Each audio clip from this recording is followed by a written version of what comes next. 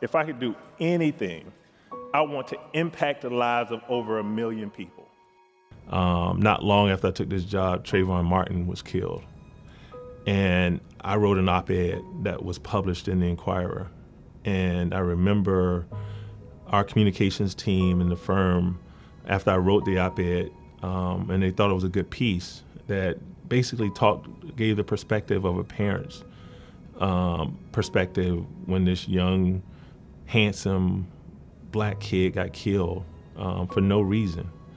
And I got so much vitriol from the public, and I got death threats, and I got, all types of things thrown at me. And it reminded me why it was so important for, no matter what your position, your title, that we all speak out.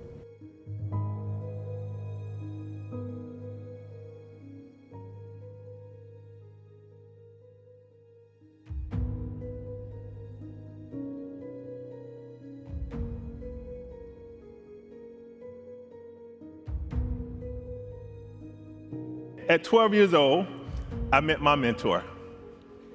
His name was Willie Williams. He was a police officer, but more importantly, because I was raised down south and was very segregated, very racist. I experienced a lot of racism growing up down south in the 70s. And here's a black man who went off to college, and now he's a police officer serving his community. And so he was coaching football at the time. Because remember, my name's Marcus Allen, so I thought I was supposed to be a football player, right? And he says to me, and I'm struggling and I'm not good at all, and he says, Marcus, you don't have to be the most talented, the most skilled, you don't have to be the fastest. What you have to do is always outwork people. And I took that to heart. Like, he planted a seed in my mind and my heart that stuck with me forever.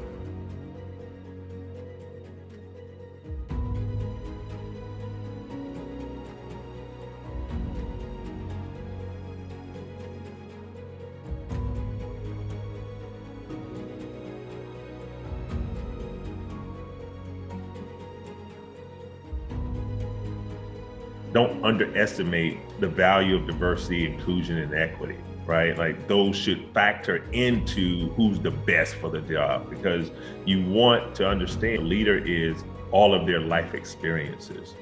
And as a Black leader, I'd like to say that, because of my experiences, it has made me the best leader that I can be, right? It is the resilience that I've had to show over my entire lifetime, the obstacles, the challenges, all of that stuff has made me who I am today. And many others are the same way. And so now I like to think that our country is moving in a direction that is not just about X's and O's. It's not just about, did you attend an Ivy League school? Do you have, 6 years of post-grad education? Like, what is that person's lived experience, right? And how can that help them be successful in the job?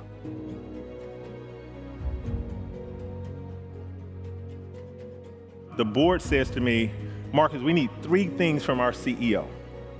We need you to grow our revenue, we need you to grow the number of kids served, and we need you to grow the visibility. I can do that. Say, do it again, I dare you. I can do that because I'm a visionary. I'm a natural visionary.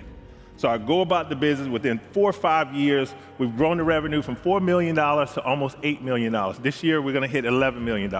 We have grown the number of kids served to the most kids we've ever served before, from 2,900 to almost 4,000, at least pre-pandemic. And then the visibility, we had amazing visibility, not just locally, but across the country. They're about to go into the state championship. And I'm giving her the pep talk, and I'm all about inspiration. And I'm saying, baby, you got to go out there, take over the boards. That's your paint. Like, don't let nobody get past you. You got this.